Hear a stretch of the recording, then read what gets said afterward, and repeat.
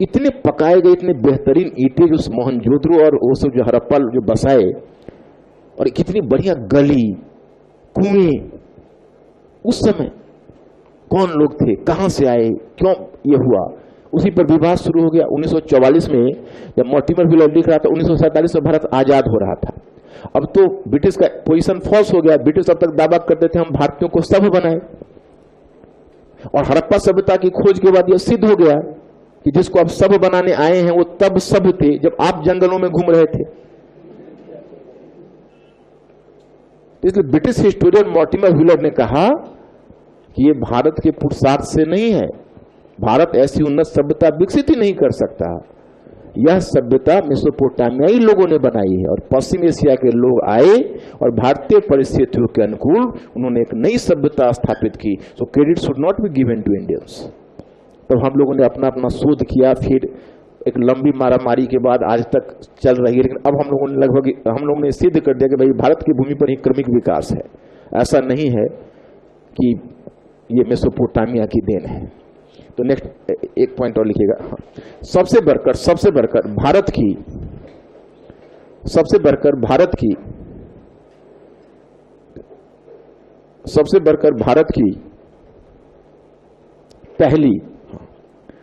पहली उन्नत और नगरीय सभ्यता हड़प्पा सभ्यता के रूप में, उन्नत और नगरीय सभ्यता हड़प्पा सभ्यता के रूप में इसी काल में विकसित हुई। हड़प्पा सभ्यता के रूप में इसी काल में विकसित हुई। अब देखो बच्चों, पहला पॉइंट में तुमने सोर्स देखा कि सोर्स का लिमिटेशन क्या है। दूसरे पॉइंट में परिवर्तन देखा। अब यहाँ परिवर्तन देखते हो कितने, टोटल कितने, 5 या 6 पॉइंट हुए ना। इतने प्रश्न, इतने पॉइंट्स को तुम अगर पढ़ लोगे तो ये खंड तुम्हारा पूरा हो जाए। इसमें कोई भी क्वेश्चन आएगा तुम कर लोगे। मैं अभी उदाहरण आपको बताऊंगा। अब हर खंड में एक एडिशनल ज्ञान तुमको प्राप्त करना पड़ेगा। वो एडिशनल ज्ञान जो मैं दूंगा क्लास में वो है इतिहास लेखन। इतिहास लेखन का मतलब है कि अगर कोई मानविकी विषय है तो मानविकी विषय में तुम यह उम्मीद करके नहीं चलो कि मानविकी विषय में कोई एक दृष्टिकोण रहेगा। दृष्टिकोण का मतभेद हो सकता है। तो हर खंड में मैं तुमको इतिहास लेखन का ज्ञान दूंगा जो तुम्हारे क्वेश्चन में जरूरत पड़ेगी, और जब कहां जरूरत पड़ेगी वो मैं आपको बताऊंगा। नीचे ब्रेक देकर लिखिए। हाँ लिखिएगा। हाँ, इतिहास लेखन, हेडिंग दीजिएगा, इतिहास लेखन संबंधी दृष्टिकोण। इतिहास लेखन संबंधी दृष्टिकोण। इतिहास लेखन संबंधी विवाद कर दो दृष्टिकोण। इतिहास लेखन संबंधी विवाद, यानी हिस्टोग्राफिकल डिबेट। अब डैश दे दीजिए, और डैश देकर मैं मुद्दा बता देता हूं। पॉइंट फर्स्ट, डैश देकर पॉइंट फर्स्ट लिखिए। पॉइंट फर्स्ट में लिखिए कि भारत में, भारतीय उपमहाद्वीप में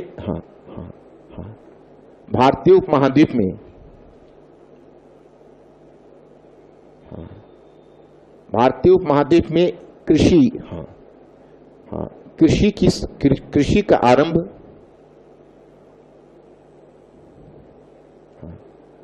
जलवायु संबंधी कारण से हुआ। जलवायु संबंधी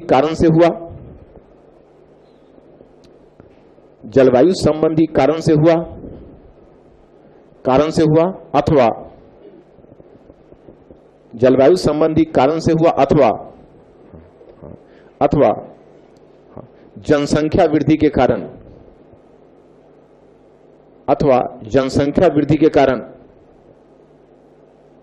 प्रश्नवाचक चिन्ह डाल दीजिए।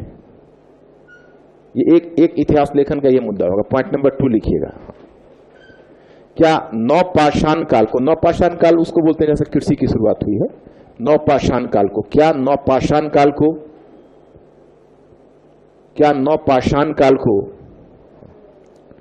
नवपाषाण क्रांति की संज्ञा दी जा सकती है? क्या नवपाषाण काल को नवपाषाण क्रांति की संज्ञा,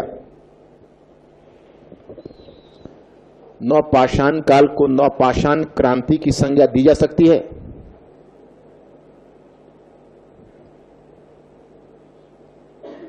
अब बच्चों ये सब रेगुलर क्लास में सब देखोगे, ये सब इतिहास लेकर संबंधी मुद्दा होगा।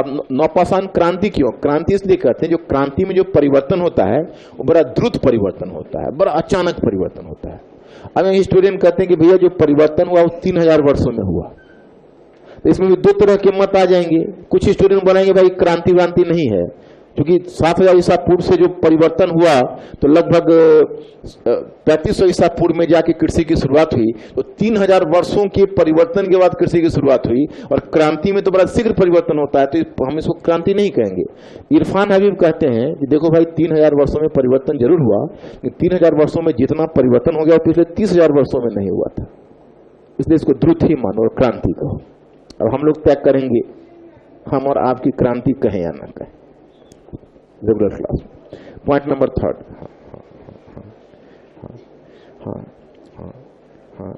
क्या उत्तर पश्चिम भारत में कृषि का आरंभ पश्चिम एशिया की देन है? कृषि का आरंभ पश्चिम एशिया की देन है? कृषि का आरंभ पश्चिम एशिया की देन है? अब ये मुद्दा क्यों उठा मैं आपको बताता हूं। दुनिया में सबसे पहले खेती शुरू हुई, आज इसको गोल्डन क्रेसेंट का नाम सुना है? गोल्डन क्रेसेंट का नाम नहीं सुना होगा तुमने। तुम लोग फिलिस्तीनी क्षेत्र देख रहे हो, फिलिस्तीनी, सीरिया और इजराइल देख रहे हो। तो फिलिस्तीनी, सीरिया और इजराइल का जो रीजन है, जो आज बड़ा डिस्टर्ब रीजन है, जहां क्योंकि यहां पर पैलेस्टाइन वाला प्रॉब्लम है, ये जो रीजन है इसको बोलते हैं गोल्डन क्रेसेंट। तो सबसे पहले कृषि दुनिया में आज से 8000 से 9000 वर्ष पहले पशुपालन और कृषि यहीं शुरू हुआ था। और फिर मैं आपको बताऊंगा कि जब इंडिया में आओगे, इंडिया के मानचित्र पर, तो एक जगह देखोगे मेहरगढ़। तो मेहरगढ़ अब तो खैर इधर लाहौर देवा आ गया है, जो आप बेलन घाटी में, वो बताऊंगा रेगुलर क्लास में, नाम याद आ जाएगा सब। ये भी एरिया बड़ा इंटरेस्टिंग है। जब मैं भी अपने स्टूडेंट लाइफ में था ना, तो पहले मैं इसमें, हमारा मुख्य रूप से इंटरेस्ट होता था हिस्टोरिकल फेज से, जैसे वैदिक से, बुद्धा काल से, मौर्य, वहां से बड़ा इंटरेस्टिंग लगता था। और फिर मध्यकाल में मुगल, सल्तनत, ये सब बड़ा इंटरेस्टिंग लगता था, और मॉडर्न। और ये एरिया पहले शुरू में हमें, जब हम खुद स्टूडेंट लाइफ में थे, फिर बाद में जब इसमें हम देखे तो हमको लगा कि नहीं, इसको बच्चा लोग ठीक से टेकल नहीं करता है, तो बहुत इंटरेस्टिंग एरिया ये भी है। और सबसे बड़ी कि बड़ा सस्ता एरिया है, इसमें आपको 2 क्वेश्चन मिल जाएगा और मेहनत कम पड़ती है, तो मार्क्स लाने में ये एरिया बड़ा ठीक होता है। तो इसलिए अच्छा, और अब बच्चा लोग क्या करेगा कि हड़प्पा सभ्यता केवल पढ़ेगा, तो हड़प्पा सभ्यता को नहीं समझ पाएगा। अरे हड़प्पा सभ्यता से पहले जो बदलाव आ रहा है पूरा पाषाण काल से, वहीं से देखो ना। और हड़प्पा सभ्यता के बाद से ये लोग वैदिक सभ्यता पढ़ना शुरू करता है। हड़प्पा सभ्यता के बाद भारतीय उपमहाद्वीप का परिदृश्य क्या हुआ, क्या परिदृश्य था? हड़प्पा सभ्यता के पतन के बाद क्या अंधकार आ गया? उसके बाद क्या भारतीय उपमहाद्वीप में कौन लोग रह रहे थे, कहां रह रहे थे? अब जो वैदिक आर्यंस आए भारत में, वो हड़प्पाई लोगों का विनाश वैदिक आर्यंस ने किया या कोई दूसरा कारण था? ये सारे मुद्दे यहां पर आकर मिलने लगते हैं। तो इसलिए बच्चों, ये जो एरिया है, ये एरिया बहुत इंटरेस्टिंग है, केवल देखना पड़ता है। तो इसमें अब ये चीज हम देख लेंगे। अब यहां पर एक चीज मैं आपको बताना चाहूंगा। अच्छा, पश्चिम एशिया में मेहरगढ़ में, तो ब्रिटिश हिस्टोरियंस ने सिद्ध किया कि नहीं, पश्चिम एशिया से है। जैसे वो गेहूं का बेल्ट वहां है पश्चिम एशिया में, गेहूं और जौ सबसे पहले पश्चिम एशिया में खेती शुरू हुई। अगर आपसे पूछा जाए कि भारत का देसी फसल, चॉइस ए गेहूं, चॉइस बी चावल, चॉइस सी जौ, चॉइस डी क्या बताओ, मसाले। गेहूं जौ तो अभी कहा है पश्चिम एशिया में था पहले। चावल का बेल्ट भारत से है। सबसे पहले चावल का साक्ष्य मिला है इलाहाबाद के पास बेलन घाटी में एक जगह थी कोल्डिवा, और कोल्डिवा में चावल का साक्ष्य मिला, और वहीं से दक्षिण पूर्व एशिया में बेल्ट गया। पूरे एशिया में कृषि के 4 स्वतंत्र क्षेत्र निकले हैं शोध के बाद। एक है वही गोल्डन क्रेसेंट जो सबसे प्राचीन है, दूसरा है मेहरगढ़ जो बलूचिस्तान में है, तीसरा है कोल्डिवा जो इलाहाबाद के पास है, और चौथा है थाईलैंड जो साउथ ईस्ट एशिया में देख लो, बर्मा के बगल में, बर्मा से दक्षिण पूर्व में थाईलैंड, वो चौथा है। मसालों का सबसे पहला साक्ष थाईलैंड से मिला है। नहीं, चावल का तो कोल्डिवा से मिला है। मसाले ब्लैक पेपर वगैरह देखते हो ना, मसाले साउथ ईस्ट एशिया में प्राचीन, इसलिए संस्कृति का अध्ययन लोग करते हैं। जहां पहले अब क्या मध्य पाषाण काल से लोग वहां मछली खाते थे बंगाल क्षेत्र में, और अब अभी तक मछली का वहां पर संस्कृति से जुड़ा हुआ प्रचलन है, तो उसका जल्दी मिटता नहीं है ना। दक्षिण भारत में आज भी तुम देखो पोंगल त्योहार मनाया जाता है, तो पोंगल त्योहार में तुम देखते होगे कभी टीवी वगैरह में कि गोबर समझते हो ना, जो एनिमल डंग होते हैं उनको आग लगा के जला के गोबर का ढेर बना के उसको जलाते हैं उस त्योहार में। ये गोबर का ढेर नवपाषाण काल से शुरू हुआ है दक्षिण भारत में, पेनिनसुलर इंडिया में, और वही जो परंपरा है वो आज तक चली आ रही है। अब देखो दो विवादास्पद मुद्दे को और कर लो, नेक्स्ट पॉइंट लिखना। क्या हड़प्पा सभ्यता के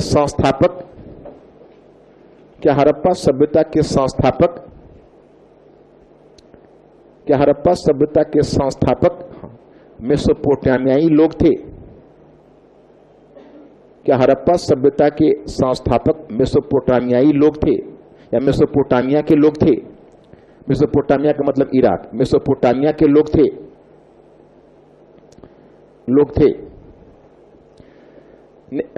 मेसोपोटामिया के लोग थे। प्रश्न चिन्ह डाल दो। एक नेक्स्ट प्रश्न, क्या हड़प्पा सभ्यता को वैदिक आर्यों ने, यानी डिड द वैदिक आर्यंस डिस्ट्रॉय हड़प्पन सिविलाइजेशन? क्या हड़प्पन सिविलाइजेशन को, हड़प्पा सभ्यता को वैदिक आर्यंस ने समाप्त किया? अब ये बहुत पुराना विचार हो गया है। अभी रिसेंट में आया है पिछले साल एक नई थ्योरी जिसको कहते हो, अब एक नया हो गया है डीएनए फुटप्रिंट। अब जो डीएनए का जो नया टेक्निक है ना, वो हड़प्पा सभ्यता और वैदिक आर्यंस के बारे में नए रिलेशनशिप बताता है। पिछले साल क्वेश्चन पूछा था इसमें।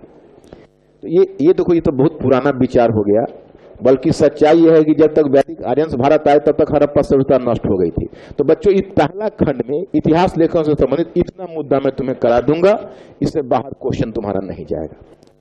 तुमको एक मॉडल क्वेश्चन डाल देता हूं कि मॉडल प्रोसेस में कैसा होता है, मतलब प्रश्न कैसा होता है यूपीएससी का, वो बता देता हूं। लिखो मॉडल प्रश्न नीचे, मॉडल प्रश्न।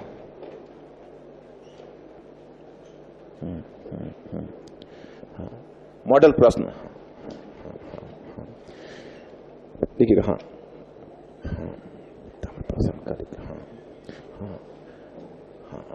क्वेश्चन फर्स्ट लिखिएगा कि पुरातात्विक अध्ययन सामग्रियों की सीमा के संदर्भ में,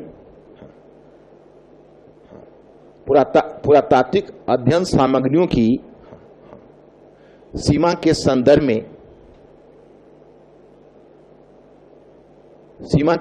में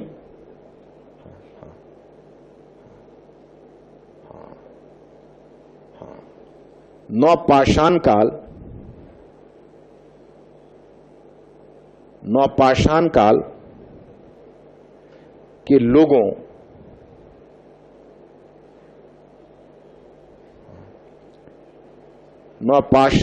के लोगों के जीवन के विषय में, नवपाषाण काल के लोगों के जीवन के विषय में, हमें क्या ज्ञान प्राप्त होता है? लोगों के जीवन के विषय में हमें क्या ज्ञान प्राप्त होता है? हमें क्या ज्ञान प्राप्त होता है? प्रश्नवाचक चिन्ह डाल दीजिएगा। एक क्वेश्चन और लिखिए।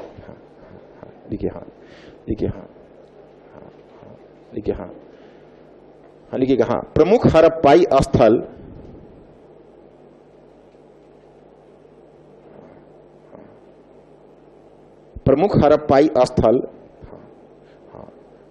उत्तर पश्चिम के अर्धशुष्क क्षेत्र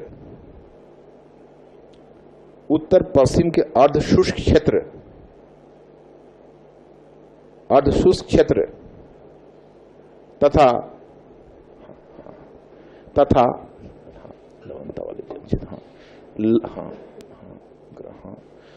भूजल क्षेत्र, लवणता वाले भूजल क्षेत्र, लवणता वाले भूजल क्षेत्र, लवणता वाले भूजल क्षेत्र, भूजल क्षेत्र में क्यों उदित हुए? लवणता वाले भूजल क्षेत्र में क्यों उदित हुए? लवणता वाले भूजल क्षेत्र में क्यों उदित हुए? प्रश्न चिन्ह डाल दो। देखो बच्चों, ये दो क्वेश्चन मैंने आज तक का सबसे स्टैंडर्ड क्वेश्चन दिया है। जो भी क्वेश्चन तुमसे पूछेगा इससे इजी पूछेगा, ये सबसे डिफिकल्ट क्वेश्चन मैंने डाला है। अब ये दोनों क्वेश्चन जो तुम समझ जाओगे टॉपिक को तो इतना आसान हो जाएगा तुम्हारे लिए। जैसे क्वेश्चन नंबर फर्स्ट है, वो कहते हैं कि पुरातात्विक साक्ष्य की सीमा के संदर्भ में हर वो नवपाषाण काल के लोगों के जीवन के विषय में हमें क्या समझ मिलता है। तो पहले तो तुम नवपाषाण कालिक स्थानों को सीमा में कहोगी, देखो भाई पहले तो भरपूर खुदाई हुई ही नहीं, पहले तो अगर खुदाई अच्छे ढंग से होती तो हमको उनके बारे में ज्यादा जानकारी मिलती। दूसरा बताओगे कि भाई देखिए एक बात और भी सीमा है कि ये जो क्षेत्र है ये सब ट्रॉपिकल क्षेत्र था। सब ट्रॉपिकल को हिंदी में क्या बोलते हो? हाँ, उष्णकटिबंधीय क्षेत्र था। तो यहाँ पर वर्षा की मात्रा भी ज्यादा थी, तो इस कारण से यहाँ पर जो बहुत सारे उपकरण है उनका क्षय हो गया, हड्डी और लकड़ी के उपकरणों का, यूरोप के विपरीत। तो हमें इनके बारे में यूरोप की तरह प्रकाश नहीं मिल पाता।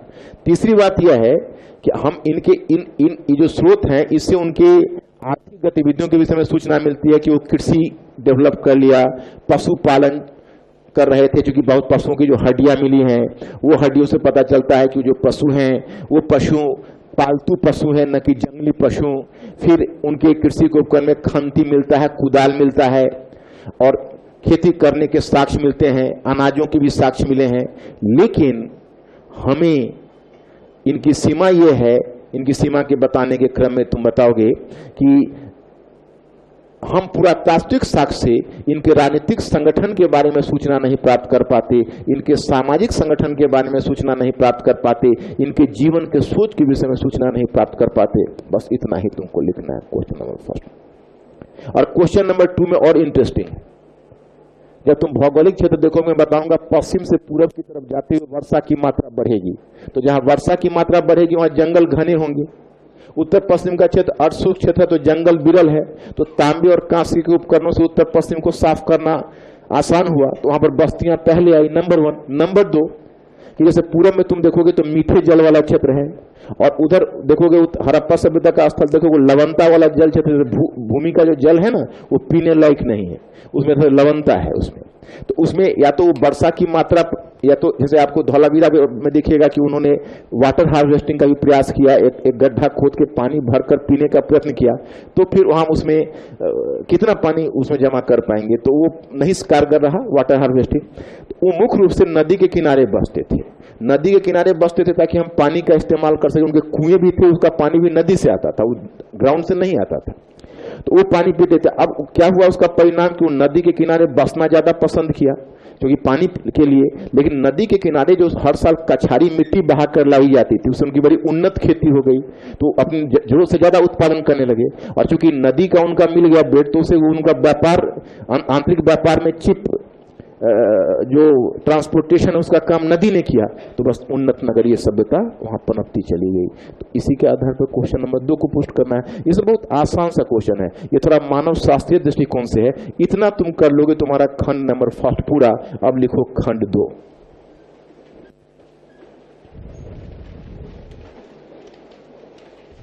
खंड 2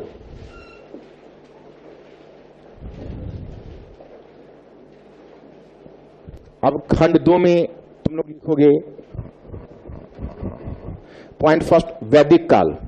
वैदिक काल, वैदिक काल, और वैदिक काल में पीछे टाइम पीरियड देके लिख देना 1500 ईसा पूर्व से 600 ईसा पूर्व, 1500 ईसा पूर्व से 600 ईसा पूर्व, वैदिक काल। वैदिक काल। पॉइंट नंबर 2 लिखना बुद्ध काल। बुद्ध काल, बुद्ध काल, बुद्ध काल, इसी को महाजनपद काल ही बोलते हैं। इसमें लिखना 600 ईसा पूर्व से 400 ईसा पूर्व, 600 ईसा पूर्व से 400 ईसा पूर्व, 400 ईसा पूर्व। अब बुद्ध काल के बाद लिखना मौर्य काल। मौर्य काल, मौर्य काल, मौर्य काल में लिखना टाइम पीरियड 400 ईसा पूर्व से 200 ईसा पूर्व, 200 ईसा पूर्व। अब मौर्य काल के बाद लिखना मौर्योत्तर काल, मौर्योत्तर काल, मौर्योत्तर काल में ब्रैकेट में लिखना 200 ईसा पूर्व से 300 ईस्वी, 200 ईसा पूर्व से 300 ईस्वी, 300 ईस्वी। फिर मौर्योत्तर काल के बाद लिखना गुप्त काल,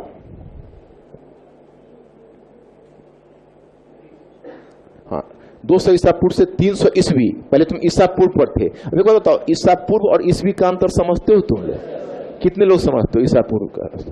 अच्छा मैं बाकी में समझा देता हूं। देखो आप लोगों ने -10 और -5 में किसको बड़ा मानते हो? -5 को बड़ा मानते हो। तो आप समझ ही गए होगे तुम लोग, इतने अब सीसेट के यू की उपज हो।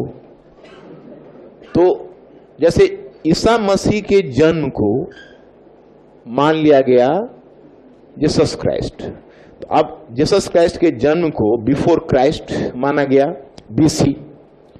तो उसमें कहा गया कि भाई जीसस क्राइस्ट का जन्म अगर 0 वर्ष में हुआ, वैसे वो चौथे वर्ष में हुआ था, लेकिन 0 वर्ष 4 वर्ष पहले से मान लिया गया कि 0 वर्ष में जीसस क्राइस्ट का जन्म है। तो जो घटना जीसस क्राइस्ट के जन्म के बाद हुआ वो ईस्वी, और जो घटना जीसस क्राइस्ट के जन्म से पहले हुआ वो ईसा पूर्व। तो ईसा पूर्व में उसमें 5000 ईसा पूर्व, तो उसमें उल्टा जाता है। जैसे 5000 ईसा पूर्व से 3500 ईसा पूर्व बढ़ेगा, 3500 ईसा पूर्व से 2000 ईसा पूर्व बढ़ेगा, और ईस्वी में आपको 2000 ईसा पूर्व से 3500 ईसा पूर्व बढ़ेगा, और 3500 ईसा पूर्व से 3500 ईसा ईस्वी से 5000 ईस्वी बढ़ेगा। इसी प्रकार से दोनों का ईसा पूर्व और ईस्वी का अंतर है। अब मैं इस कंटेक्स्ट में एक चीज आपको बताना चाहूंगा, द थिंग्स, कि अब इसमें क्या हुआ कि जो अदर रिलीजन वाले हैं, अदर रिलीजन वाले ने उस पर आपत्ति कर दी कि नहीं ईसा पूर्व क्यों, ईसा क्यों, ईसा मसीह क्यों, हम पूरी दुनिया में पूरी संस्कृति ईसाई है, हम इस्लाम है, हम नहीं मानेंगे ईसा पूर्व को, हम क्यों ईसा। तो बड़ा लफड़ा हो गया। तो अब कर दिया गया है कि ऐसा करो BC नहीं BCE, before common era and after common era, ये दोनों टर्म्स अब चल निकले। तो इसी में मैं आपको बता रहा हूं कि अब तुम आ गए ईस्वी में। तो मौर्योत्तर काल में 200 ईसा पूर्व से 300 ईस्वी, और गुप्त काल में 300 ईस्वी से 600 ईस्वी, 300 ईस्वी से 600 ईस्वी, और गुप्तोत्तर काल में 600 ईस्वी से 750 ईस्वी।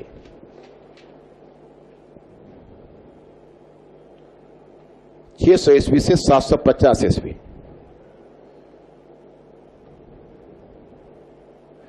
अब देखो बच्चों, अब एंशिएंट तुम्हारा यही समाप्त हो जाता है, लेकिन इसी प्रवृत्ति से जिसको तुम मध्यकाल कहते हो, मध्यकाल के 2 पार्ट हो गए, एक पार्ट हो गया पूर्व मध्यकाल और दूसरा हो गया उत्तर मध्यकाल। तो अब मध्यकाल को भी 2 पार्ट में चूंकि बांट कर देखा जा रहा है, इसलिए हम पूर्व मध्यकाल को भी यही डालेंगे इसी खंड नंबर 2 में, क्योंकि पूर्व मध्यकाल की सारी प्रवृत्तियां मिल रही है इससे। और जो आपका उत्तर मध्यकाल है उसमें सल्तनत काल और मुगल काल आ जा रहा है। तो सल्तनत काल और मुगल काल आगे के काल में आ रहा है। तो आप नीचे नेक्स्ट एक पॉइंट और लिखिए, पूर्व मध्यकाल, पूर्व मध्यकाल, पूर्व मध्यकाल। आप डैश का लिखिए, मतलब इसमें ब्रैकेट में टाइम पीरियड दे दीजिए 750 ईस्वी से 1200 ईस्वी, 750 ईस्वी से 1200 ईस्वी। अब देखो बच्चों, अब यहां तक जो तुम पहुंच गए, अब ये खंड तुमको ज्यादा इंटरेस्टिंग लगेगा, वैसे लगना पहला खंड भी चाहिए। अच्छा वैसे एक बात बताओ, तुम लोगों तो अपने स्तर से एंशिएंट, मेडिवल, मॉडर्न, ये तीनों तो अपने स्तर से तुम लोगों ने पढ़ा होगा, किसी ने GS में पढ़ा होगा, किसी ने कहीं और सुन ली होगी, कहीं और कहीं प्रवचन सुनकर आए होंगे।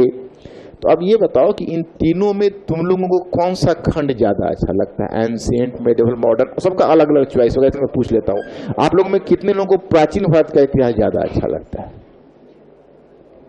इतने लोगों को प्राचीन भारत का। अच्छा, इंटरव्यू में भी पूछ देंगे वो आपसे यही क्वेश्चन। तो अगर पूछेंगे प्राचीन भारत का इतिहास क्यों ज्यादा अच्छा लगता है, तो उसका जवाब तुम्हारे पास है क्या? क्यों? भारत दुनिया में आगे था। कहोगे मध्यकाल में पीछे हो गया था क्या? इसका मतलब है कि तुम फिर वही हिंदुत्व वाला विचार रख रहे हो इतिहास में। तुमको तमाम प्रयासों के बावजूद भी मैं लगता हूं हिंदुत्व संस्कार से मुक्त नहीं करवा पा रहा हूं। राष्ट्रवादी, what do you mean by राष्ट्रवादी? यही चीज तो तुमको एंशिएंट पढ़ने के बाद दूर करूंगा। ये सब देख रहे हो या? हाँ, युग राष्ट्रवाद। देखो, राष्ट्रवाद का मतलब क्या? इसका मतलब तुम मान रहे हो कि राष्ट्र केवल हिंदुओं का है, बाकी का राष्ट्र नहीं है, और भारत तो राष्ट्र ही टूट जाएगा। तो फिर तो श्रीलंका पाकिस्तान वाली बात हो जाएगी। ये भारत का उपकार नहीं होगा, अपकार हो जाएगा। समझ लो ना, भारत का उपकार तब होगा कि हम लोग अपने बहुलवादी संस्कृति को स्वीकार करके चले। बहुलवादी संस्कृति में ही हमारी क्षमता है, हमारा जीवन है, हमारा सब कुछ है। बहुलवादी संस्कृतियों को प्राचीन काल से ही देखने को मिलेगा। अशोका, तुमको प्राचीन काल में अशोका मिलेगा। प्राचीन काल में आपको ऐसे चिंतक मिलेगा। प्राचीन काल में तुमको चारवाक मिलेगा। प्राचीन काल में तुमको बुद्धा मिलेंगे। ये सब समन्वित संस्कृति को मान के चला है। तो आप शंकराचार्य मिलेंगे। ये सब जो भी इंडिया में सफल हुआ है वो भारत की बहुलवादी संस्कृति को लेकर चला है। तुम यही समझो कि अगर वही तुम एंशिएंट से लेते हुए मॉडर्न और कॉन्टेम्पररी पर आओगे, आई विल होप ये दिन आएगा कि हम लोग फिर लास्ट तक आएंगे, तब तुम लोग इस बात को रियलाइज करोगे। तुम देखो, शिक्षा का मेरा मतलब ही बड़ा दूसरा है। अभी अब एक क्लास में तुमको कितनी बातें बताओ। मेरे लिए केवल रीड नहीं है, read, think and feel. Read करना है, थिंक करना है, फील करना है। मानविकी विषय जब तक तुम फील नहीं करोगे तब तक तुमको उस विषय में कॉन्फिडेंस नहीं आएगा। कोई भी विषय, मतलब जो बदलाव है, बदलाव को हम अपने दिल में फील करेंगे। जो तुम खुद कन्विंस नहीं होगे वो तुम अपने राइटिंग में नहीं लिख पाओगे।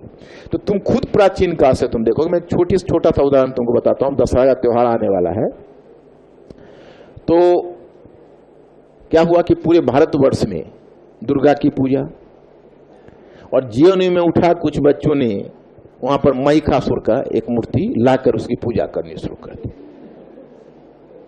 अब समझ सकते हो कि पूरा मतलब भारत में एकदम समाचार फैल के भाई जेएनयू वालों का क्या हो गया है।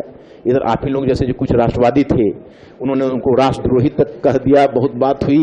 और मैं तो समझ रहा था इन चीजों को, हालांकि मेरे मन में भी तो कहीं ना कहीं परंपरावाद तो होता ही हर आदमी का। तो मेरा मन का परंपरावाद कर रहा था कि दुर्गा के सामने महिषासुर की पूजा ही गलत हो रहा है। लेकिन एक अंदर का जो एक हिस्ट्री का टीचर था वो कह रहा था कि भाई इसमें गलत क्या है। क्योंकि अब जो तुम संस्कृति कहते हो, अब हर चीज महाभारत है, रामायण है। बहुत बच्चा जैसे एंशिएंट में, सही कहा तुम लोगों को एंशिएंट अच्छा लगेगा। बहुत सारा बच्चा एंशिएंट में क्वेश्चन पूछता है। मतलब कई बार आते हैं ऑफिस से पूछने बच्चे बहुत बिकलाहट के साथ, क्योंकि बचपन से उनके दिमाग में भरा गया है महाभारत ये है, रामायण ये है हिंदू का। कहते हैं अच्छा सर ये रामायण महाभारत सब गलत कैसे हो सकता है, आखिर ये भी तो सही होगा ना। तो क्या स्टूडेंट कहते हैं, देखो महाभारत और रामायण में पांडव कौरव इसका कोई ऐतिहासिकता नहीं। मनु संहिता जो कहते हो, मनु की कोई ऐतिहासिकता नहीं। मनु किसका बेटा था, मनु किसका बाप था, इसका कोई इतिहास हम नहीं कर सकते। याज्ञवल्क स्मृति में याज्ञवल्क कौन थे, उसका कोई इतिहास हमारे साथ नहीं हो सकता। लेकिन मनु संहिता में जो बातें कही गई है उस युग का सत्य है, उस युग का सत्य है। जैसे मैं एक उदाहरण बताता हूं कि हम यहां पर लिख के जाते हैं कि जो बच्चा शोर मचाएगा उसको दंडित किया जाएगा।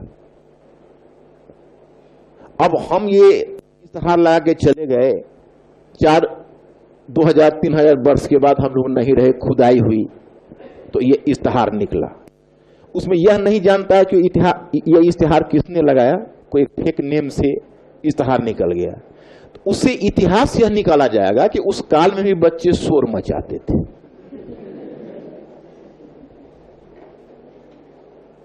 तब यह लिखने की जरूरत हुई, अदरवाइज यह लिखने की जरूरत नहीं होती। जैसे मनु संहिता में लिखा गया कि शूद्रों के दमन के लिए ब्राह्मणों और क्षत्रियों को मिलकर गठबंधन बनाना चाहिए और काम करना चाहिए। हिस्टोरियन मुस्कुरा उठे कि इसका मतलब है कुछ बखेरा उस समय भी था, विद्रोह हो रहा था, है ना। पुराणों में लिखा गया कलयुग आ गया, वन व्यवस्था का पालन नहीं हो रहा है, उदंड और अनुशासनहीन सामाजिक नियमों को भंग कर रहे हैं, यह कलयुग की अवस्था पर नियंत्रण लगाना आवश्यक है। हिस्टोरियंस ने तुरंत कह डाला कि इसका मतलब है कि निचले तबकों ने विद्रोह किया है और ऊपर के जो तबके, जैसे कलयुग। अब कलयुग कौन कहेगा? तो कलयुग कहेगा उच्च वर्ण का लोग, इसलिए कि जब उसके नियमों का भंग हो रहा है तो वो ये मानेगा कि भाई देखो कलयुग आ गया, मतलब तुम तो नहीं, तुम लोग तो अब दादाजी भी स्मार्ट हो गए होंगे, फेसबुक पर चले गए होंगे, है कि नहीं? तो हम लोग जब बचपन में थे तो हम लोग के जो दादाजी के, हम लोग को तो काफी उम्र में फर्क है, तो हम लोग के जो दादाजी हुआ करते वो दिन याद है हमें कि कलयुग रच लेते थे। हालांकि हमारी कभी ऐसी नौबत नहीं आई, लेकिन बहुतों का दादाजी को देखते थे कि पोता अगर कहते कि हम शादी नहीं करेंगे अभी, तो कहते थे घोर कलयुग। मेरे पोते ने मेरे सामने बोल दिया शादी नहीं करेंगे, बताइए। हम जब थे, हम खेत में काम कर रहे थे, वहां हमारा मैनेजर बुलाने गया, हम खेत में थे कि चलिए, तो क्या, तो आपका छेका पड़ने वाला है। गए, सीधे नहा धो के कपड़े बदले और जाके बैठ गए। पंडित जी ने मंत्र बनाना शुरू किया। तब तक मुझे यह भी पता नहीं था कि जिसे मेरी शादी हो रही वो आदमी है कि नहीं।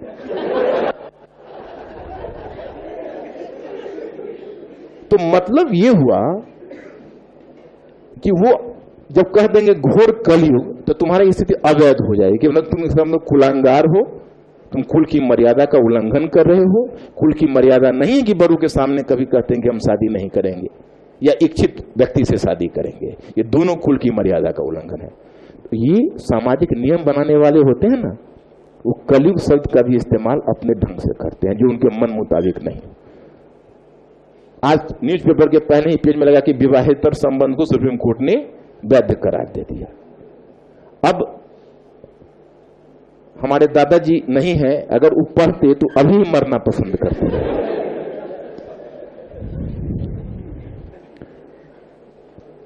Are you this point? तो ये क्या होता है, इतिहास ऐसे बनता है। जैसे तुम लोगों ने क्या बचपन से पढ़ा, रामायण पहले लिखी गई या महाभारत लिखा गया? दोनों में प्राचीन कौन है? रामायण प्राचीन है या महाभारत? रामायण। राम, हाँ, क्या क्या किस आधार पर कह सकते? एनसीईआरटी में दिया है। सबूत, कोई प्रमाण? देखो, अब हिस्टोरियन कैसे पकड़ते, तो लोग मेंटली अलर्ट हो। हाँ, अब देखो हिस्टोरियन कैसे पकड़ते हैं। हिस्टोरियन ऐसे पकड़ते हैं कि महाभारत एक ट्राइबल सोसाइटी है, जनजातीय समाज था। तो महाभारत का जो जनजातीय समाज था, तो जनजातीय समाज में महिलाओं की स्थिति ज्यादा अच्छी होती है। आज भी तुम देखो, अब तो इतिहास में देखो, लेकिन मानव शास्त्रीय दृष्टिकोण, समाज शास्त्रीय दृष्टिकोण, अर्थशास्त्रीय दृष्टिकोण सब अपनाया जाता है ना। अब ऐसा थोड़ा हुआ वो पहले का, जैसे अभी भी मैं तुमको इतिहास लेखन बताऊंगा तो बताऊंगा, बहुत सारा बच्चा पूछता है सर इतिहास में बहुत फैक्ट्स है क्या? अरे फैक्ट्स की जरूरत कहां पड़ती है? तो अभी दादाजी के टाइम का इतिहास बता रहे, 1950 से पहले का इतिहास बता रहा हूं। अब तो इतिहास एकदम बिल्कुल विश्लेषण हो गया, ईस्वी सन की तो जरूरत ही नहीं पड़ती। ये तो तुमको आइडिया लेने के लिए, क्रोनोलॉजी समझाने के लिए मैंने ईस्वी सन बता दिया। नहीं तो पूरे मौर्योत्तर काल लिख डालोगे, ईस्वी सन की जरूरत तुम्हें कहीं नहीं पड़ेगी। मौर्य काल लिख डालोगे, कहीं ईस्वी सन की जरूरत नहीं पड़ेगी।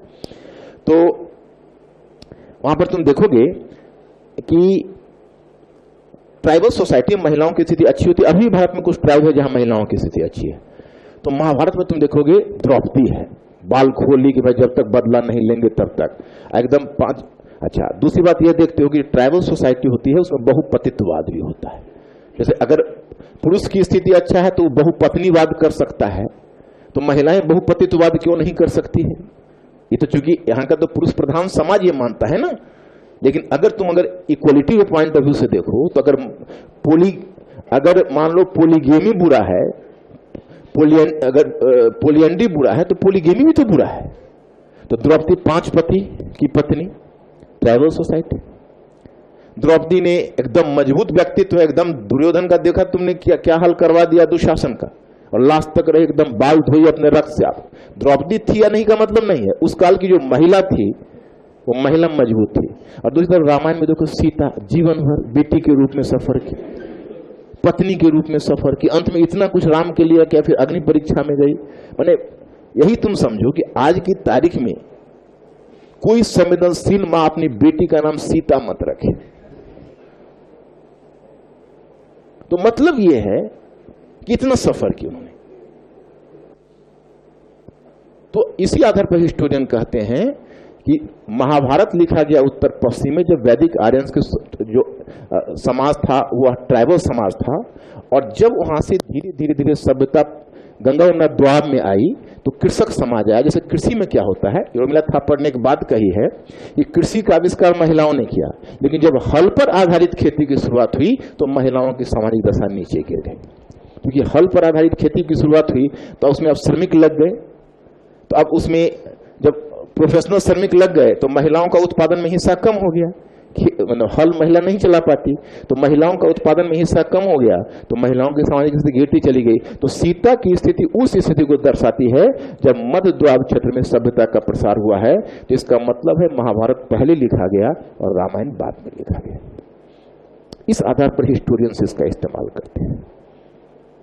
ओके, तो इतने सारे टॉपिक में अब इस टॉपिक में कौन सी बुद्धि तुमको लगानी होगी वो पहले तुम देखो। पहले अध्ययन स्रोत के रूप में देखा, लिखिए अध्ययन की विधि। अब इसमें अध्ययन की कौन सी विधि अपनानी पड़ेगी वो देखना। अध्ययन की विधि, हाँ सॉरी एक क्वेश्चन, एक दो क्वेश्चन मुझे रह गया है जो मैं तुमसे जानना चाहूंगा। एक तो उन्होंने बताया कि एंशिएंट हिस्ट्री बहुत लोगों को अच्छा लगता है, हाथ उठाया। मध्यकालीन भारत कितने लोगों को अच्छा लगता है ज्यादा? मध्यकालीन भारत, डरना मत, कोई क्वेश्चन पूछूंगा नहीं, सेफ्टी है। अच्छा, केवल ये पूछना चाहूंगा कि मध्यकालीन भारत क्यों अच्छा लगता है? तुम लोगों के मन में कौन सा भाव आता है उसको पढ़ने के क्रम?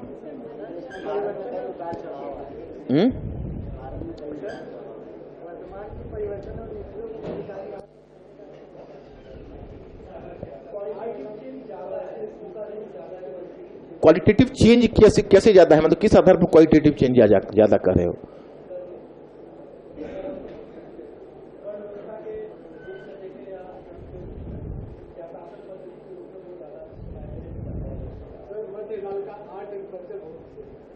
आर्ट एंड कल्चर,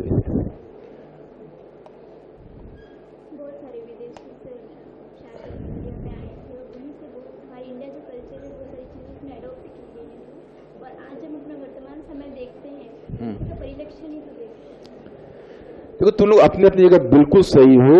मध्यकालीन भारत में तुमको ये लगेगा कि भारत की जो समन्वित संस्कृति है, भारत की जो समन्वित संस्कृति है, एक मूवी आई है अभी मंटो, तुम लोग उसको देखो मूवी को, भारत की समन्वित संस्कृति समझो कि समन्वित संस्कृति है भारत की गांगी जमनी संस्कृति। इतना मजा आएगा गांगी जमनी संस्कृति समझने में। जैसे इस्लामी संस्कृति, जैसे सूफीज्म, सूफी जो है, मतलब वो भारत की समन्वित संस्कृति को व्यक्त करते हैं। निर्गुण भक्ति कबीर दास है, गुरु नानक है, भारत की समन्वित संस्कृति को व्यक्त करते हैं। तो देखो, स्थापत्य कला का, चित्रकला का, संगीत कला का, इस सब का विकास हो, उसमें ईरानी शैली और भारतीय शैली का मिश्रण दिखेगा। और आज भी तुम देखते हो मुगलों को तुम देखते हो, खासकर जो मुगल के समय तक प्रोसेस तो शुरुआत सल्तनत का है, मुगल काल में चलकर जो समन्वित संस्कृति की चीजें तुमको जो दिख रही है, assimilation of two cultures, Dara Shikoh ने मजमुल बहरीन लिखा था, लघु अकबर उसको कहा गया। और वो इतना बेहतरीन तुमको समन्वित संस्कृति समझने का। अमीर खुसरो की परंपरा से सादत हसन मंटो है। एक बार हमें एक आर्टिकल लिखने के लिए एक मैगजीन से आया था। अब बीइंग ए हिस्ट्री का कोई भी टॉपिक कोई दे देता है हमें। अब मोदी साहब ने कह दिया कि भाई संकल्प से क्या, एक बार स्टेटमेंट नहीं था, संकल्प से सिद्धि तक 42 से 47 तक, तो 42 को उन्होंने कहा संकल्प से, मतलब 47 को न कह के 42 को उछाला उन्होंने। तो 42 को उछाला तो एक मैगजीन से आ गया योजना से हमें कि आप उस पर संकल्प से सिद्धि पर लिखिए कि 42 का जो अभी जो प्रधानमंत्री का स्टेटमेंट आया है उसको 42 से जोड़िए। तो अब जोड़ना तो हम लोगों के हाथ की चीज है, अब तो कुछ भी जोड़ना है तुरंत फैब्रिकेट कर देंगे, तुम लोग भी जोड़ लोगे, कोई बड़ी चीज नहीं। तो प्रधानमंत्री ने चालाकी क्या की थी कि जहां जहां नेहरू की लीगेसी और कांग्रेस की लीगेसी, उसको काट के ये बढ़ते हैं। 47 में कांग्रेस को लीगेसी जा रही थी, तो 5 वर्ष पहले ही हल्ला मचाना शुरू कर दिया 42, क्योंकि उसमें लगा कि कांग्रेस की लीगेसी नहीं हम लेंगे, बाकी उसमें सबका योगदान रहा है और बहुत। तो उसमें क्या हुआ कि 42 को उन्होंने उछाला। तो अब हमें उस पर आर्टिकल लिखना तो खैर हमने उसको प्रूफ करके योजना में दिया, इंग्लिश में वो आर्टिकल देना था, हमने उसको दिया। और उसी प्रकार से हमें एक आर्टिकल के लिए आ गया कि खुसरो, सादत हसन मंटो की जयंती मनाई जा रही थी, तो सादत हसन मंटो पर लिखिए आप एक आर्टिकल। तो हमने लिखा, तो हमने पहले काफी सोचा, तो हमने सोच के निकाला, अमीर खुसरो से इसकी तुलना की। अमीर खुसरो से हमने कहा तुलना कर दी पता है? अमीर खुसरो जो हिंदुस्तान में, अमीर खुसरो का एक पुस्तक बताऊंगा मध्यकाल में लिखा है नूह सिपिहर। तो न्यूज़पेपर लिखा, उसमें से दिल्ली की बड़ी प्रशंसा की है। बोली कि दिल्ली, हजरत दिल्ली कहा है कि दिल्ली का ऐसी आबो हवा है जैसी खुरासान की भी नहीं है। तो मतलब पहली बार रियलाइज किया कि मध्य एशिया के मुस्लिम, क्योंकि ये गोरी शासक तक क्या होता था, जैसे इंडिया में तुम देखोगे बहुत सारे इंडिया में बैठे रहेंगे और फॉरेन कंट्री बीच बीच में जाते रहेंगे और कहेंगे यार यहाँ बहुत गर्मी लगती है। यूएसए में रहते हैं ना, तो वहां पर ऐसा फील होता है।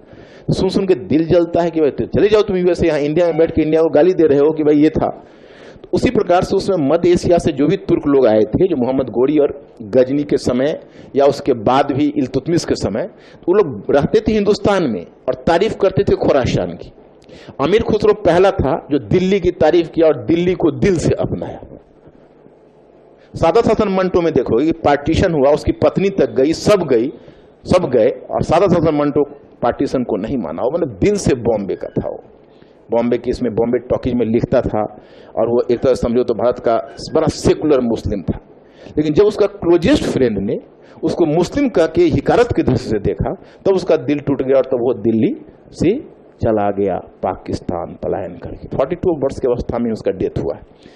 मतलब भारत की समझ से उसका जो गरम, ये ठंडा गोश्त, तोबा टेक सिंह, ये सब उसकी रचना है। वो ये सब मतलब, हालांकि उसका ऑफसीन रचना के आधार पर पाकिस्तान में कई बार मुकदमे भी उस पर चले कि इनकी रचना जो है वो अश्लील होती है इस आधार पर। हालांकि हर बार वो मुकदमा जीता ही था। तो उसमें सादात हसन मंटो में लास्ट में हमने कंक्लूजन दिया कि सादात हसन मंटो अमीर खुसरो है जो दिल्ली से चिपकना चाहा, लेकिन आमिर खुसरो को अंतोगत्वा दिल्ली से बाहर फेंक दिया गया। जो विभाजन है ना, वो भारत की समन्वित संस्कृति की अस्वीकृति है और जो 1100 वर्षों तक साथ साथ रहते हैं। आज भी पार्टीशन पर जो हम लोग बोलते हैं या लिखते हैं, तो उसमें हम यही कहते हैं कि 1100 वर्षों तक हिंदू मुसलमान साथ साथ रहते हुए समन्वित संस्कृति का विकास किया। और समन्वित संस्कृति में कई चीजें हैं। समन्वित संस्कृति में क्या क्या है? समन्वित संस्कृति में तुम कहोगे साहित्य है, कला है, भाषा है। जैसे उर्दू भाषा है, समन्वित संस्कृति, उर्दू लफ्ज तो भारत का है ना। अब पाकिस्तान की मातृभाषा क्या है? फारसी है या उर्दू है? उर्दू है। तो क्यों उर्दू भाषा उसको कहाँ खुरासान से आया? कहाँ से लाया था उर्दू? उर्दू तो हिंदुस्तान का ही गया है। पाकिस्तान की पूर्वज परंपरा कहाँ जाती है? हिंदुस्तान में जाती है, मध्य एशिया में तो नहीं जाती है। ये समन्वित संस्कृति की देन है। तो इसमें भाषा है, साहित्य है, विचार है, दृष्टिकोण है, कला है, सब धर्म है, सभी समन्वित संस्कृति का हिस्सा है। लेकिन चाहे वो जिन्ना हो या सावरकर हो, उन्होंने केवल धर्म को आधार बनाकर कहा हिंदू और मुसलमान दोनों दो राष्ट्र हैं, वो गलत था। ये समन्वित संस्कृति को आप नहीं मिटा सकते हो। लखनऊ और अजमेर शरीफ की परंपरा को नहीं मिटा सकते हो। आज भी एक पाकिस्तानी का दिल अजमेर शरीफ और लखनऊ में लगा रहता है। आज भी एक जो हिंदुस्तानी है उसका दिल कभी कभी लाहौर के लिए बेचैन होता है अगर वो जीवित होता है तो, क्योंकि लाहौर भी उसी समन्वित संस्कृति को व्यक्त करता था। लेकिन अमृतसर इधर रह गया, लाहौर उधर चला गया। पार्टीशन को तुम खुद फील करोगे। मंटो फिल्म जरूर देखो, मैं तुम लोगों को रिकमेंड कर रहा हूं। तो आई एम जस्ट टेलिंग यू कि ये था भारत का समन्वित संस्कृति। ये पाकिस्तान से एक मूवी निकली थी, वो पाकिस्तान से मूवी निकली थी, उसका नाम था खुदा के लिए। पहली मूवी थी जो हिंदुस्तान में रिलीज हुई थी। और उस मूवी में समन्वित संस्कृति इतना बढ़िया से एक पाकिस्तानी डायरेक्टर समझाया कि हिंदुस्तानी डायरेक्टर उसको नहीं समझा पाया। उसने देखा है कि एक पाकिस्तानी मतलब है लड़का जो अमेरिका में पढ़ा लिखा है और वो पश्चिमी संस्कार में ही है, और वो अमेरिका में ही एक अमेरिकी लड़की से अपना संबंध बढ़ाना चाहता है। तो एक मतलब कोई रेस्तरां है, कोई इस तरह का कुछ स्नैक सेंटर है, शायद वो कुछ मतलब इस तरह का कुछ है। तो वहां पर ये भी जाता है, वो लड़की भी आती है। तो ये चाहता है उस लड़की को इम्प्रेस करना, तो उसको बार बार उससे बात करने की कोशिश करता है और लड़की उसको तरजीह ही नहीं देती है। मतलब एक दो बात के जवाब देके फिर चेहरा ऐसे कर लेती है। लेकिन ये भी अपना हिम्मत नहीं हार रहा है, बार बार ट्राई कर रहा है।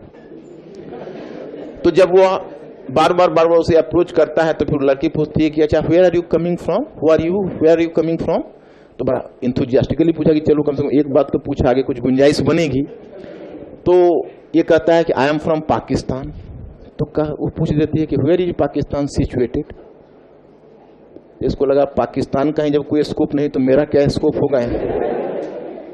तो ये बार चक्कर में पड़ा, और फ्रेंच फ्राइज खा रहा था तो ये फ्रेंच फ्राइज का टुकड़ा लेके समझा रहा है, कहा रहा है this is Iran, this is Afghanistan, this is India, बीच में पाकिस्तान बताता हो, इसी के लिए वो कर रहा था। ईरान, अफगानिस्तान और इंडिया फ्रेंच फ्राइज से उसका फिगर बनाया, और अब वो कह रहा था दिस इज पाकिस्तान, बीच में वो डालता। उसी समय इंडिया का नाम सुन के उछल गई, बोले oh India, that is a great country. अब इंडिया को ग्रेट कंट्री कहती, थोड़ी इसकी उम्मीद जगी कि चलो अब इंडिया के थ्रू ही इस तक हम पहुंचते हैं, पाकिस्तान को तो पहचान ही नहीं। कहा डू यू नो इंडिया, तो डू यू नो इंडिया कहा, तो इसको उसने कहा yes India, I know India, in India Taj Mahal, the great Taj Mahal is situated. तो इसको लगा कि अच्छा चलो अब तो और इसको बन रहा है, ताजमहल जान रही है। तो उसने कहा ओह अच्छा, you are having fascination for Taj Mahal, then I am just revealing some secret fact about Taj Mahal. Taj Mahal has been built by a Pakistani Shah Jahan. अब देखो तुरंत उसने मुगल लीग इसी को पाकिस्तानी बना दिया, शाहजहां। वो भी बड़ी भोलेपन से उत्तर दी, ओहो this is the fact, why have you not shifted Taj Mahal from India to Pakistan. अब इस क्वेश्चन का उसके पास कोई जवाब नहीं, because this is the composite culture of India. इस कंपोजिट कल्चर ऑफ इंडिया को आप डिनाई नहीं कर सकते हो। यही मध्यकाल का अट्रैक्शन है। तुम में से कुछ बच्चों ने अगर मध्यकाल को पसंद किया तो मैं तुमको सपोर्ट कर रहा हूं। एंशिएंट को ही पसंद करने के हकदार हो, मेडिवल को ही पसंद करने के हकदार हो, मॉडर्न को ही पसंद करने के हकदार हो। अब लास्ट में बोलो मॉडर्न सबसे ज्यादा किसको अच्छा लगता है? मॉडर्न क्यों अच्छा लगता है, उसका कोई जवाब? मॉडर्न या मेडिवल या एंशिएंट? मॉडर्न। अब एंशिएंट मेडिवल नहीं पढ़ा है ना, तो भी अच्छा लगे। तो क्या मॉडर्न वाले बताए नहीं मॉडर्न क्यों अच्छा लगता है?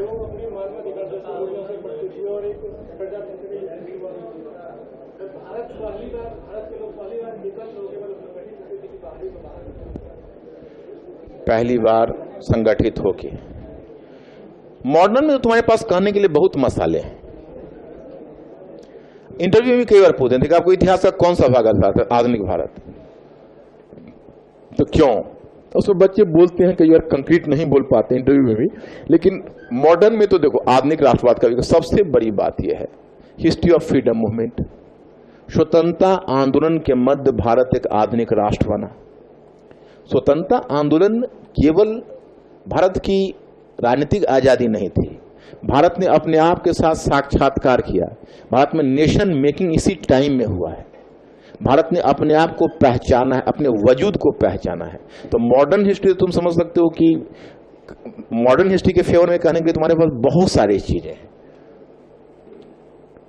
तो पहली चीज तो तुम्हारी दिलचस्पी होनी चाहिए कि तुम्हारा ये विषय अच्छा। मॉडर्न का जो तुम कॉन्टेम्पररी पढ़ाओगे तो इंडिया एंड द वर्ल्ड हो या इंडियन इकोनॉमी का वर्तमान तक का डेवलपमेंट हो, तो समकालीन भारत से तो मैं तुमको वर्तमान भारत को जोड़ना चाहूंगा कि जब तुम समकालीन भारत पढ़ते हो तो वर्तमान भारत को तुम पढ़ो। और जो वर्ल्ड हिस्ट्री है उसका एक अलग ब्रांच है, दुनिया को समझना, और दुनिया को समझने के साथ भारत को समझना। तो सबका अपना अपना अहमियत है। हो सकता है कि आप में से कुछ लोग हो जिसको वर्ल्ड हिस्ट्री ज्यादा अच्छा लगता है। आप में से कितने लोगों को वर्ल्ड हिस्ट्री ज्यादा अच्छा लगता है? वर्ल्ड हिस्ट्री वालों की संख्या थोड़ी कम है। सब भाग बढ़िया है और अच्छे ढंग से कर सकते हो। अब देखो ये जो एरिया है, इतना दिलचस्प एरिया ये भी है। अब इसमें थोड़ा सा लिखो वाला के टाइम, तो जितना कर सकते हैं उतना कर लेते हैं, फिर बाकी कल करेंगे। लिखिए अध्ययन की विधि। एक बार सिलेबस हो जाए और बुक बता दूं तुम लोगों को और बेसिक वर्क बता दूं, उसके बाद मैं चैप्टर टू चैप्टर बढ़ता रहूंगा, फिर तुम्हें कोई दिक्कत नहीं होगी। अध्ययन की विधि। अध्ययन की विधि में पॉइंट फर्स्ट लिखिए। हाँ लिखिए। हाँ हाँ हाँ लिखिए। हाँ हाँ हाँ चूंकि इस काल, हाँ इस काल की घटनाएं भी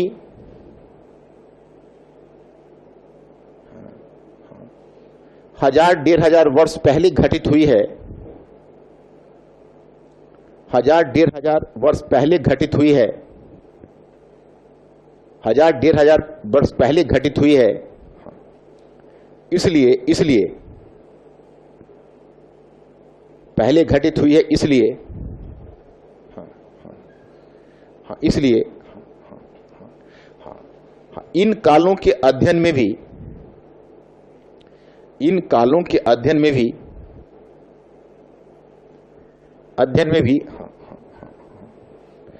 इन कालों के अध्ययन में भी अध्ययन सामग्री का विश्लेषण बहुत ही आवश्यक है। अध्ययन सामग्री का विश्लेषण बहुत ही आवश्यक है, बहुत ही आवश्यक है।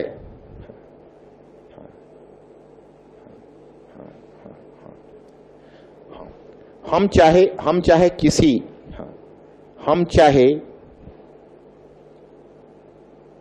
किसी काल की उपलब्धियों का गुणगान करते हैं, हम किसी काल विशेष की उपलब्धियों का गुणगान करते हैं, किसी काल विशेष की उपलब्धियों का गुणगान करते हैं, अथवा फिर किसी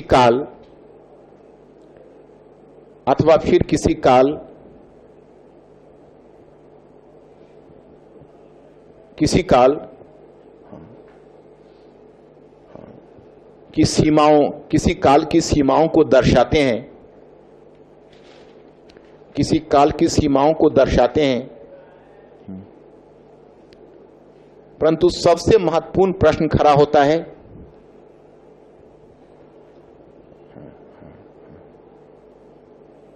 सबसे महत्वपूर्ण प्रश्न खड़ा होता है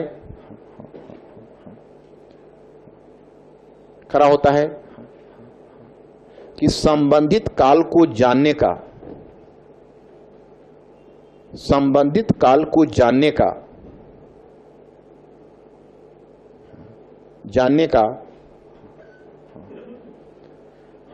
जानने का हमारे पास अध्ययन सामग्री क्या, संबंधित काल को जानने का हमारे पास स्रोत क्या है,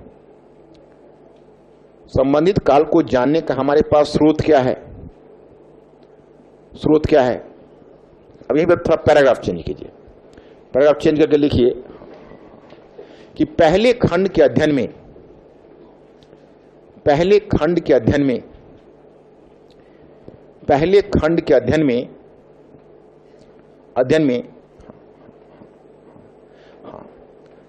हमारे पास केवल पुरातात्विक साक्ष्य उपलब्ध था,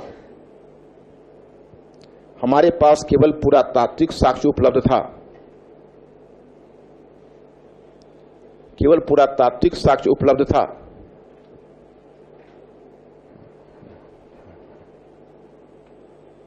परंतु इस काल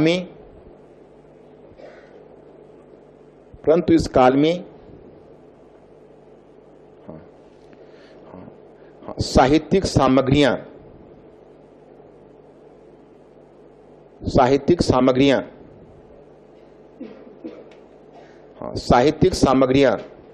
भी उपलब्ध हो गई, साहित्यिक सामग्रियां भी उपलब्ध हो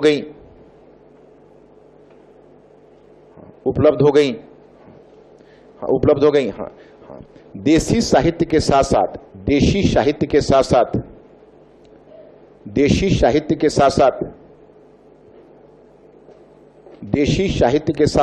विदेशी साहित्य भी, देशी साहित्य के साथ साथ विदेशी साहित्य भी उपलब्ध है, विदेशी साहित्य भी उपलब्ध है। इसका सबसे बड़ा लाभ यह मिला, इसका सबसे बड़ा लाभ यह मिला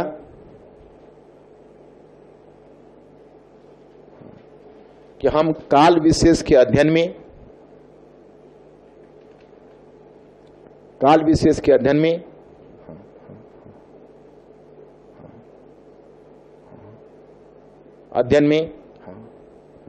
सामाजिक संगठन, राजनीतिक संगठन,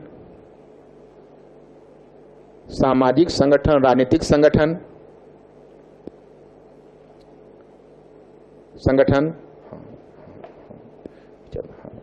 राजनीतिक संगठन,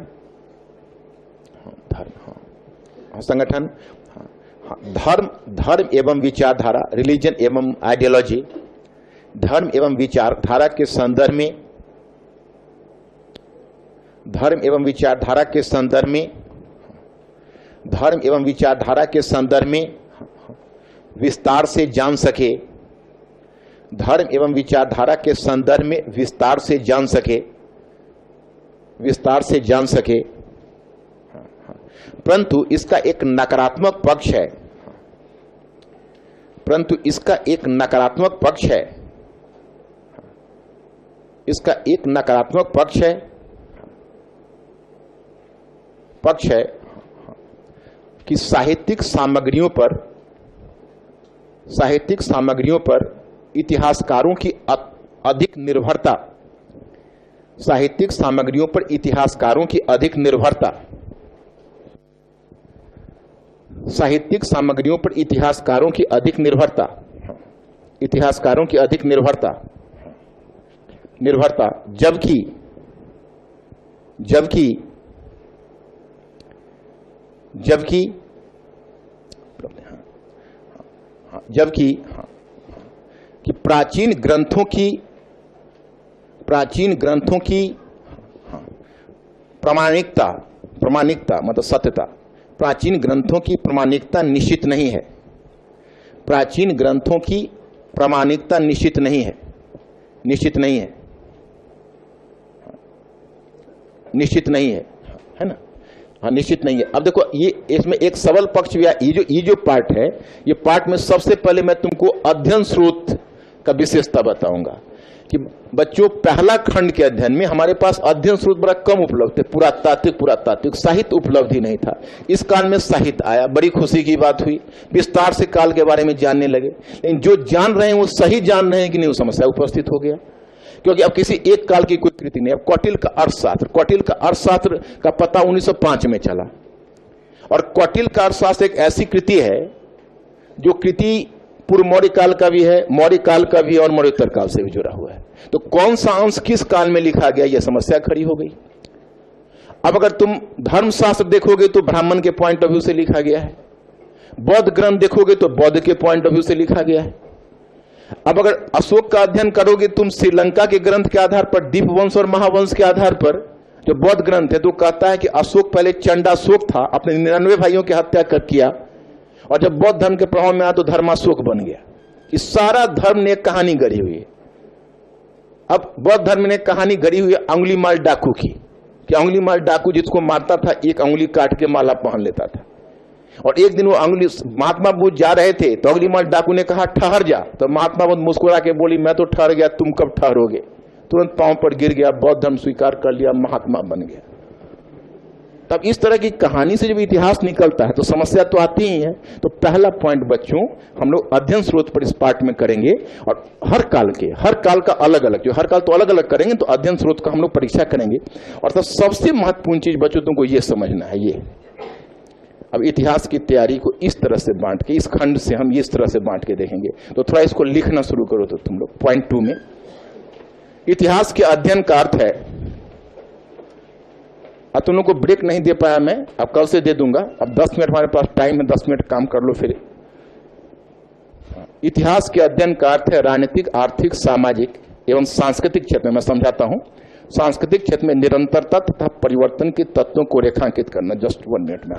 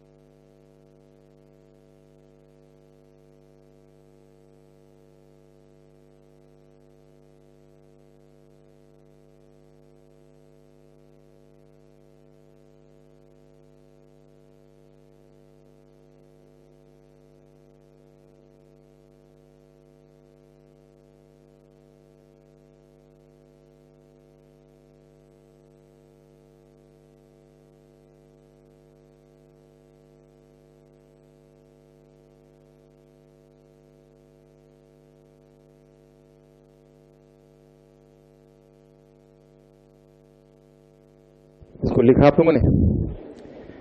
अब देखो यहां से तुम्हारा रास्ता बिल्कुल ही क्लियर हो जाएगा। तो सबसे पहले हमने क्या लिखा है, इतिहास के अध्ययन का अर्थ है राजनीतिक, आर्थिक, सामाजिक और सांस्कृतिक क्षेत्र में निरंतरता तथा परिवर्तन के तथ्यों को रेखांकित करना, जिन्हें हम तथ्य के रूप में देखते हुए महज एक दृष्टिकोण को सिद्ध करने के उदाहरण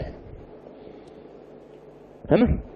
फिर परिवर्तन के तत्वों को रेखांकित करने के लिए इतिहास को निम्नलिखित उपखंडों में विभाजित कर देखना आवश्यक है। ओके, लिख लिया तुम लोगों ने। और फिर राजनीतिक को दो पार्ट कर दो, राजनीतिक विस्तार और बी प्रशासन, आर्थिक को आर्थिक रणनीति, फिर कृषि, शिल्प, वाणिज्य, व्यापार, मुद्रा अर्थव्यवस्था एवं नगरीकरण, और फिर तीसरा लिखो सामाजिक में वर्ण एवं जाति, महिलाओं, शूद्रों एवं अछूतों की दशा, चौथा है सांस्कृतिक, धर्म एवं दर्शन, भाषा एवं साहित्य, कला। देखो बच्चों, ये हमने खुद अपना एक्सपेरिमेंट किया है और ये एक्सपेरिमेंट मेरा बड़ा सफल रहा और मेरा विश्वास है कि तुम लोगों को भी एक विशेष इसमें दृष्टिकोण मिलेगा इस तरह की तैयारी से। जैसे हमने क्या बताया कि अब हम लोगों के टाइम में हम देखते थे कि जैसे टीचर, अब जैसे मैं खुद ही जब तैयारी करने आया था तो हिस्ट्री बैकग्राउंड का था, लेकिन यूनिवर्सिटी में तो ये सब चीज़ डेवलप नहीं हो सकी क्योंकि यूनिवर्सिटी में तो ये पुराना पैटर्न पढ़ाने का होता है, उसी पर पढ़ाते हैं। आज भी देखो ड्यू वगैरह में समस्या बनी हुई है, कोई ऐसा नहीं समस्या सुलझी है उसका। और सिविल सर्विसेज की तैयारी में भी समस्या थी कि जब मैंने सीनियर से बात की कि भाई तुम लोग कैसे तैयारी करते हो, तो पता चला कि वो लोग बड़ा सिलेक्टिव तैयारी करते थे। जैसे अब अगर एंशिएंट पढ़ना है तो हड़प्पा सभ्यता पढ़ ली, फिर वैदिक का धर्म और समाज पढ़ लिया, फिर बुद्ध काल में बौद्ध धर्म और जैन धर्म पढ़ लिया, मौर्य काल में मौर्यकालीन प्रशासन पढ़ लिया, अशोक का धर्म पढ़ लिया। तो हमने उनसे पूछा कि भाई ऐसे में तुमको याद करना पड़ेगा। जैसे नॉर्मली लोग कहते हैं ना सिलेबस बड़ा और छोटा, एक तो यूपीएससी में किसी का सिलेबस बड़ा और छोटा नहीं होता है, और मुझे अगर थोड़ा सा 2-3 टॉपिक ज्यादा पढ़ लेने से ज्यादा समझ में आ जाए तो मैं वो पसंद करूंगा अपेक्षा की चीजों को छोटा करने की। अब 2013 के बाद तुम देखोगे जी क्वेश्चन का साइज 150 और 200 शब्द का हो गया, तो अब क्वेश्चन सेटर क्या करता है, सारा टॉपिक टच कर देता है। अब अगर तुम वहां सिलेक्टिव पढ़ोगे तो तुम्हारा यूपीएससी में अब कोई चांस नहीं बन पाएगा, तुमको एक बार पूरा सिलेबस देखना ही पड़ता है।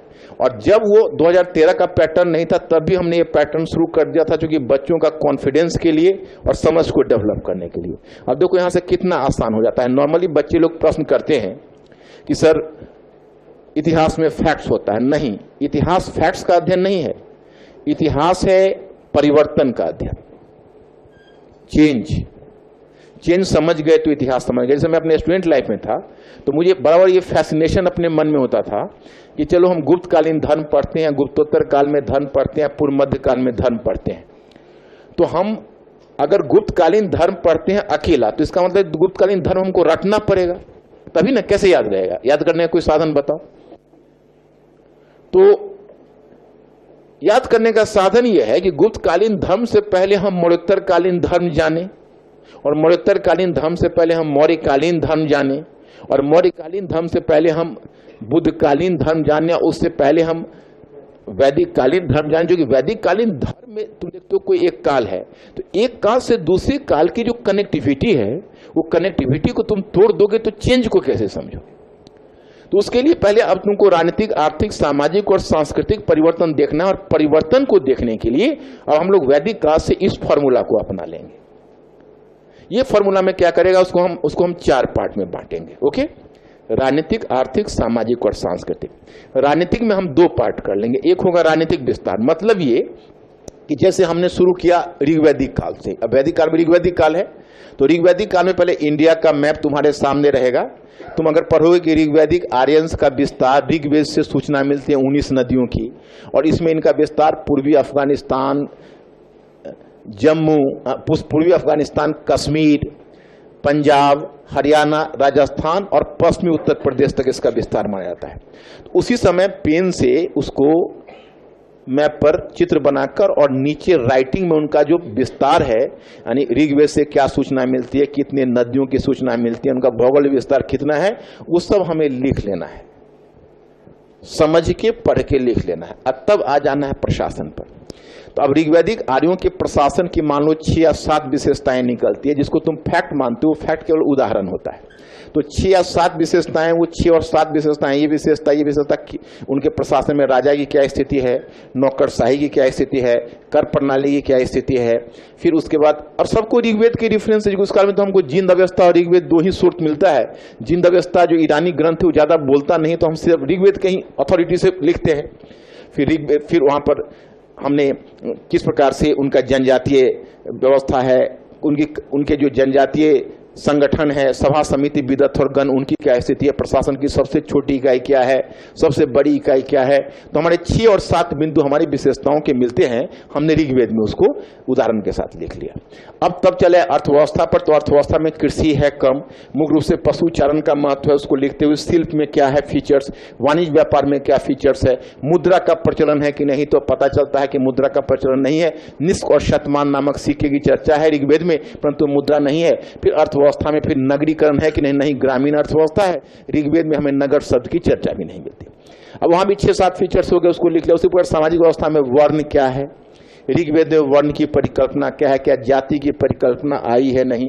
महिलाओं, शूद्रों और अछूतों की क्या दशा है, अछूत का कॉन्सेप्ट ऋग्वैदिक काल में नहीं आया है।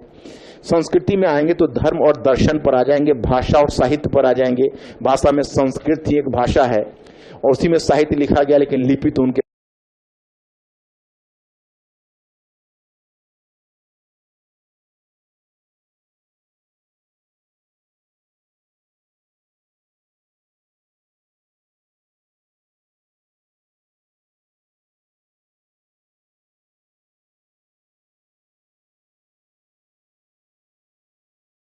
पास है नहीं, तो मौखिक परंपरा से साहित्य चला। तो इस सब कुछ करने के बाद बच्चों, अब हम लोग जब इसको डिवाइड कर लेंगे तो उत्तर वैदिक काल से तुम्हारा काम बहुत आसान और इंटरेस्टिंग हो जाएगा, क्योंकि उत्तर वैदिक काल में अब तुमको केवल परिवर्तन ही जानना है।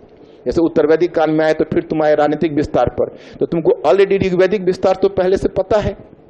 उत्तर वैदिक में आर्यों का विस्तार कैसे हुआ, तो तुम देखोगे गंगा यमुना के ऊपरी द्वार में आर्यों का विस्तार हुआ, कुरु राज्य आया, पांचाल राज्य आया, और फिर तुम देखोगे कि उत्तर वैदिक काल के अंत में फिर किस प्रकार से सरयू नदी के किनारे कौशल राज्य, बननवती नदी के किनारे काशी राज्य और गंडक के किनारे विदेह राज्य की स्थापना विदेह माधव ने की। तो वहां पर राजनीतिक विस्तार अब तुम इससे जोड़ के करोगे तो मेरा मानना है कि जो तुम बुद्ध काल पर जिसमें जा रहे होगे, उसमें ऋग्वैदिक काल और उत्तर वैदिक काल का विस्तार तुम्हारे सामने एकदम फोटो की तरह दिमाग में पहले से ही बन चुका होगा।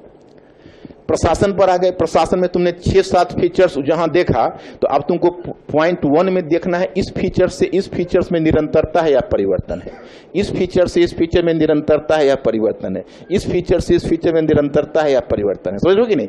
और परिवर्तन क्या है, निरंतरता क्या है, परिवर्तन क्या है, निरंतरता क्या है। तो 6 फीचर्स यहां भी हो गए प्रशासन के, 6 फीचर्स वहां भी हो गए। कोई अगर नया फीचर तुमको दिख रहा है तो 7वां फीचर बना लो उसको। अब तुम चले आए अर्थव्यवस्था पर। अब कुछ नहीं करना। अर्थव्यवस्था में तुमने देखी कृषि की द्वितीय भूमिका है, इसमें कृषि की क्या स्थिति है, तकनीकी स्तर पर क्या परिवर्तन दिख रहा है, उत्पादन के स्तर पर क्या परिवर्तन दिख रहा है, शिल्पों के स्तर पर मतलब क्राफ्ट के स्तर पर क्या परिवर्तन दिख रहा है, व्यापार के स्तर पर क्या परिवर्तन दिख रहा है, नगरीकरण के क्या ये नगरीय अर्थव्यवस्था है कि ग्रामीण अर्थव्यवस्था है, तो पता चलता है ये भी ग्रामीण अर्थव्यवस्था ही है। मुद्रा अर्थव्यवस्था का विकास हुआ है कि नहीं, तो सारा तुलना इसके से हो जाएगा। उसी प्रकार से समाज से तुलना हो जाएगी, धर्म और दर्शन और भाषा से तुलना हो जाएगी। वैदिक काल समाप्त होगा, वैदिक काल तक तस्वीर क्लियर। अब तुम बुद्ध काल की तरफ बढ़ गए, फिर यही फॉर्मूला पकड़े। अब तुम 16 महाजनपद पर आ गए, तो बुद्ध काल में 16 महाजनपद किन किन क्षेत्रों में अवस्थित था, मैप पर तुम्हारा काम हो गया। तो बच्चों, मैं ये उम्मीद करता हूं कि जब तुम्हारा पूर्व मध्य काल तक समाप्त होगा तो आंख बंद करके सोचोगे तो राजनीतिक, आर्थिक, सामाजिक और सांस्कृतिक का परिवर्तन तो तस्वीर की तरह तुम्हारे दिमाग में आ जाएगा।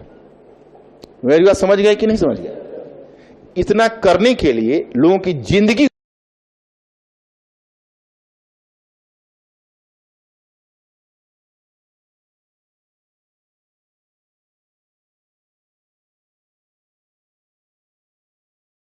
गुजर जाएगी और एक कमांड नहीं होगा, पढ़ता रह जाएगा पुस्तक, ये कमांड उसका नहीं होगा। अगर इतना तुम कर लिए तो 70% इतिहास का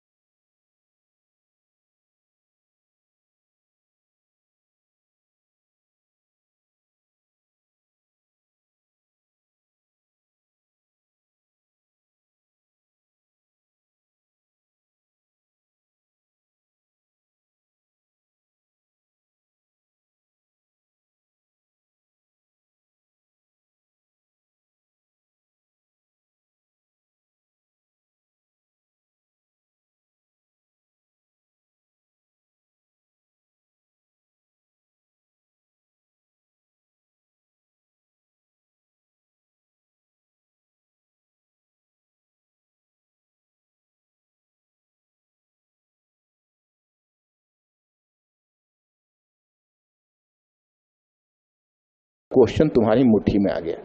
अब 30% हमको पकड़ना पड़ेगा और उसमें भी और फॉर्मूला तुमको अपनाना है। अब जब परिवर्तन को तुम जब अध्ययन करोगे इस 2 डायग्राम के आधार पर, राजनीतिक, आर्थिक, सामाजिक, सांस्कृतिक, राजनीतिक, सामाजिक, सांस्कृतिक, आर्थिक, ये दोनों परिवर्तनों को क्या लक्षण है उसको बता दूंगा।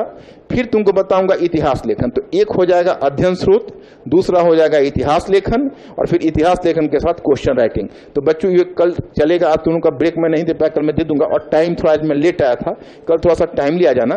तो फिर हम लोग इसी तरह से मेडिवल और मॉडर्न तक दोनों को एक बार बता देंगे आउटलाइन, फिर हम लोग टॉपिक से शुरू कर देंगे।